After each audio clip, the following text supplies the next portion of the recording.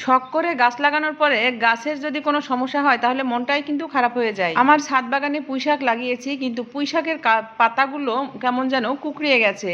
এটা একটি ভাইরাসের কারণে এরকম হয়। তাই আমি এখানে নিম অয়েল ও ডিটারজেন্ট পাউডার 1 লিটার পানির মধ্যে মিশিয়ে স্প্রে করছি। বিভিন্ন কারণে এটা হতে পারে, স্যাঁতসেঁতে মাটি হলে এরকম হয়, আবার দেখা যায় ভাইরাসের কারণে হয়, আবার দেখা যায় এখানে যদি মাকড়সার উৎপাত হয় তবুও হয়। তো আমার মনে হচ্ছে আমার এটা ভাইরাসের কারণে হয়েছে, তাই আমি স্প্রেটা এখানে রেডি করে ফেললাম।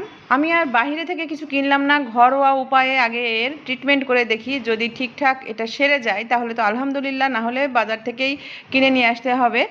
তো আমি এভাবে প্রত্যেকটা পাতায় স্প্রে করে দিচ্ছি, কোনো জায়গা যেন বাদ না থাকে। পুঁইশাক আমার খুবই প্রিয়, তো ছাদে কয়েকটা পুঁইশাক লাগিয়েছি, কিন্তু এই টবটায় বেশি আক্রান্ত হয়েছে এই ভাইরাসটা। তো আমি এই টবটার আগেই ট্রিটমেন্ট করছি, এটা যদি সেরে যায় তাহলে ওই টবগুলোই করব। তো আমি আগে এই সব জায়গায় এভাবে স্প্রে করে দিচ্ছি, পাতার এপাশ ওপাশ যেন স্প্রেটা ভালোভাবে পৌঁছায় সেটা খেয়াল রাখতে হবে। তো মোটামুটি আমি স্প্রে করে দিয়েছি।